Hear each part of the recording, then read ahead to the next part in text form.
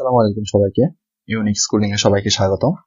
আশা করি সবাই অনেক অনেক ভালো আছো আর ফিজিক্স নিয়ে প্যারা খাচ্ছ। তো ফিজিক্সের প্যারাটা একটু কমানোর জন্য আমাদের ইউনিক স্কুলিং এর এই ফিজিক্স প্লেলিস্টটা তৈরি করা। এই প্লেলিস্টটা হচ্ছে মূলত ওয়েভ এন্ড অসিলেশন চ্যাপ্টারটা নিয়ে। তো এটা হচ্ছে প্রথম ভিডিও। ধীরে ধীরে সব ভিডিওগুলো দেওয়া হবে।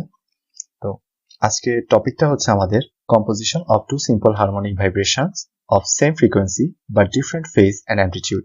এটা হচ্ছে বলা যায় প্রথম টপিকটাই। এটা খুবই সহজ একটা টপিক।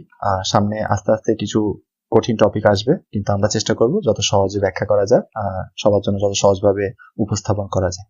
ঠিক আছে, তো শুরু করা যাক। আমার সংক্ষিপ্ত পরিচয়টা দিয়ে নিই। আমার নাম হচ্ছে নিজামুদ্দিন। আমি পড়াশোনা করছি department of biomedical engineering A চুয়েটে।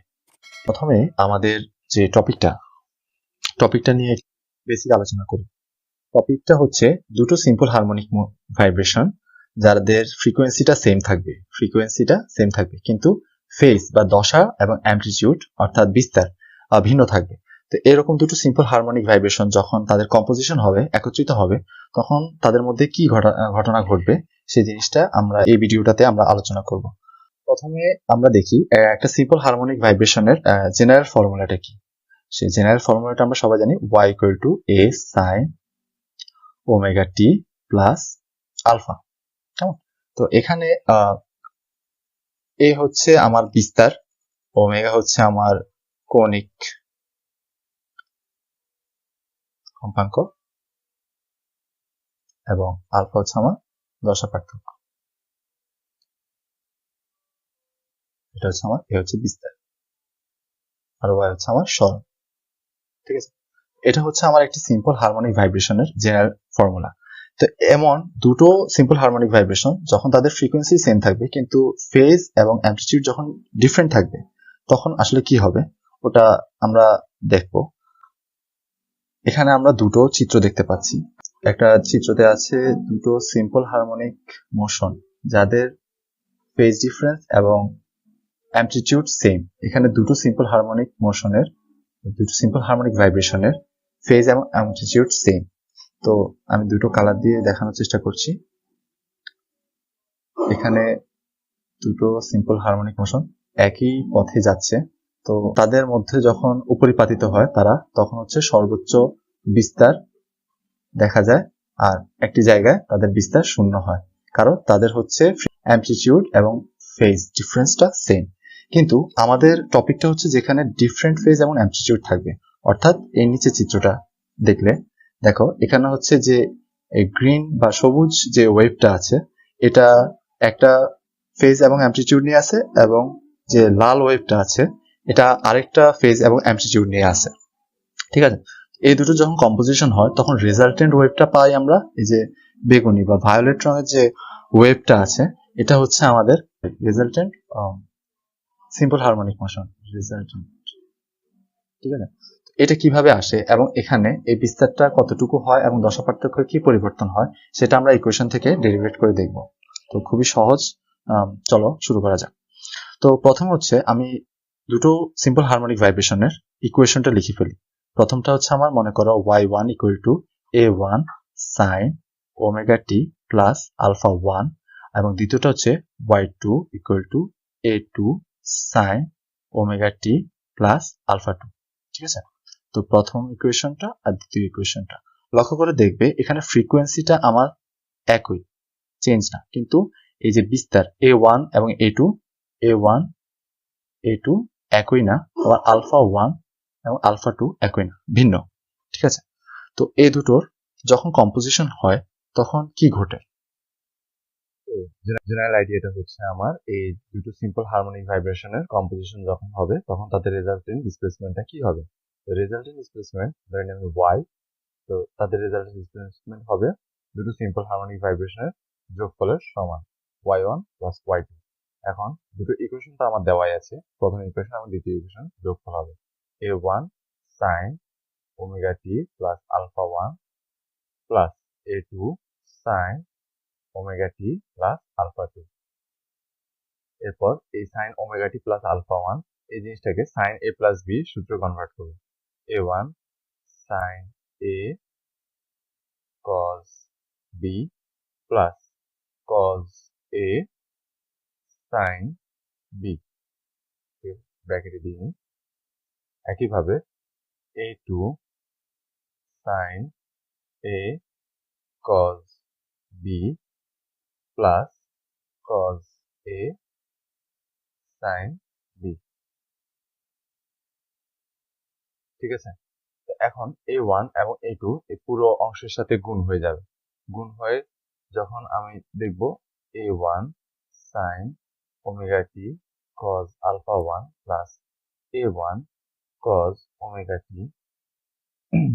sin alpha 1 plus a2 sin omega t cos alpha 2 plus a2 cos omega t sin alpha 2।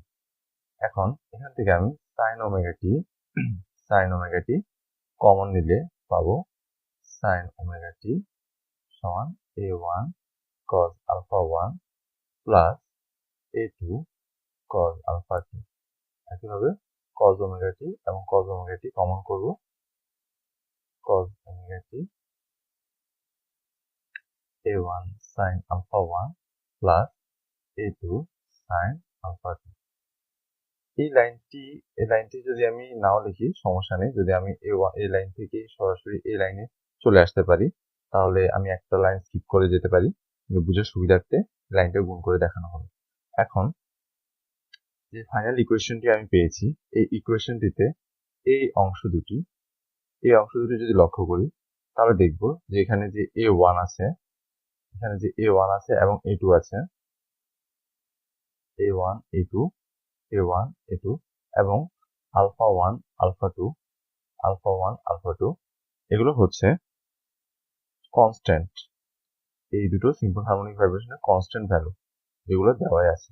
তো আমি লিখতে পারি এই অংশটাকে a1 cos alpha 1 plus a2 cos alpha 2। এই পুরো জিনিসটাকে আমি ধরে নিতে পারি a cos phi, আর এখানে এই অংশটাকে আমি a1 sin alpha 1 plus a2 sin alpha 2 equal to আমি লিখতে পারি a sin phi, ঠিক আছে। তো এটা আমি 3 নাম্বার ইকুয়েশন দিয়ে রাখতে পারি, এটা আমি 4 নাম্বার ইকুয়েশন দিয়ে রাখতে পারি, ঠিক আছে। তো এখন এই দুটোর মান যদি আমি এই ইকুয়েশনে বসাই তাহলে আমি কি পাবো, a cos phi sin omega t plus a sin phi cos omega t, ঠিক আছে।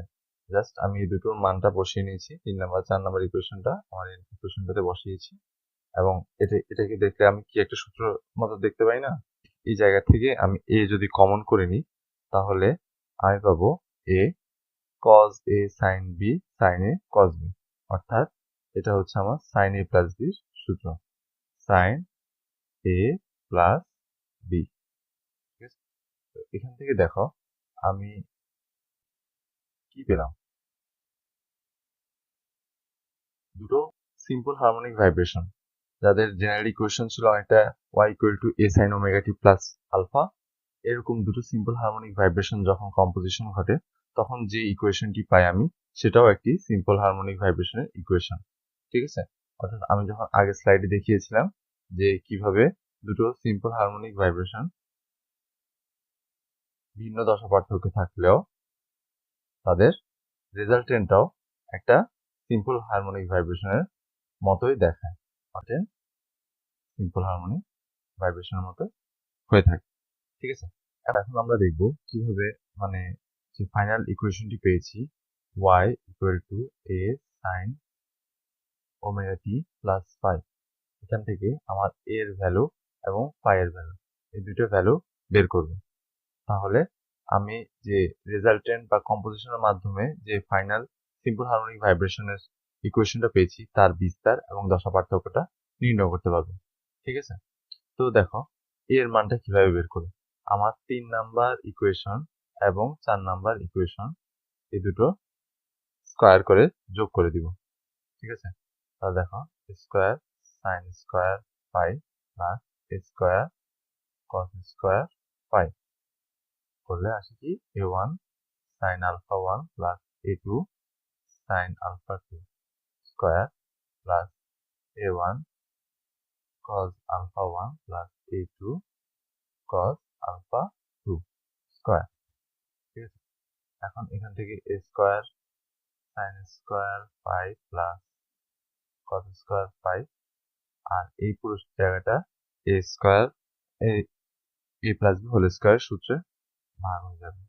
a1 square sin square alpha 1 plus a2 square sin square alpha 2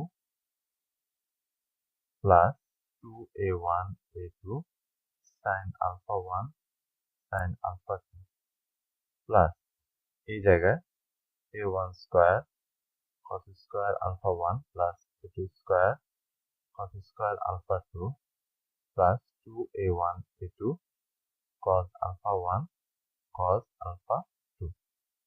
ঠিক আছে, এবার দেখো এখানে a স্কয়ার আসবে এবং এখানে sin square alpha 1 cos square alpha 1 sin square alpha 2 cos square alpha 2, এই দুটো কমন নিয়ে এলে আমরা পাবো a1 square plus a2 square plus 2a1 a2 common নিব, 2a1 a2 কমন নিলে আমি পাই কি sin alpha 1 sin alpha 2 plus cos alpha 1 cos alpha 2। ঠিক আছে, তো আরেকটু শর্ট করে নিই, a1 square plus a2 square plus 2a1 a2 sin a sin b plus cos a cos b। এটা ত্রিকোণমিতিক সূত্র কি পড়ে cos a মাইনাস b। ঠিক আছে, তাহলে a এর মান কি আসে root over a1 square plus a2 square plus 2a1 a2 cos alpha 1 minus alpha 2। তাহলে আমি খুব সহজে a1 এর মান বের করে নিতে পারি, a এর মান বের করতে পারি, যেটা আমার রেজাল্টেন্ট সিম্পল হারমোনিক ভাইব্রেশনের। আমি দশা পার্থক্য বা ফাই এর মান বের করব। তো দশা পার্থক্য বা ফাই কিভাবে আসবে, আমার 3 নাম্বার ইকুয়েশন, এবং 3 নাম্বার ইকুয়েশনটা ছিল কি a sin ফাই, আর 4 নাম্বারটা ছিল a cos ফাই। আমি 3 নাম্বার 4 নাম্বারটা ভাগ করে দিলে আমি tan ফাই পাই, a sin phi divided by a cos phi. কাটাকাটি করলে tan ফাই চলে আসে, মানে আমি মানগুলো বসিয়ে দিব, a1 sin alpha 1 plus a2 sin alpha 2 এবং a cos ফাই এর মান হচ্ছে a1 cos alpha 1 plus a2 cos alpha, এই দুটো মান। এখন a1 আলফা 1 a2 আলফা 2 এই মানগুলো আমার দেওয়াই থাকবে যখন দুটো সিম্পল হারমোনিক ভাইব্রেশনের ইকুয়েশন দেওয়া থাকে, তখন আমি সহজেই যে রেজাল্টেন্ট ইকুয়েশনটা পাবো তার দশা পার্থক্যের মান বের করে নিতে পারবো। Plus sin alpha 2 a1 cos alpha 1 a2 cos alpha. তাহলে এটা হচ্ছে আমার ফাইনাল দশা পার্থক্য। ঠিক আছে, তো আজকের ভিডিওটি এতটুকু পর্যন্তই। সামনের ভিডিওতে আমরা কিছু কেস দেখব যার মাধ্যমে এই টপিকটা শেষ হয়ে যাবে। তো ধন্যবাদ সবাইকে।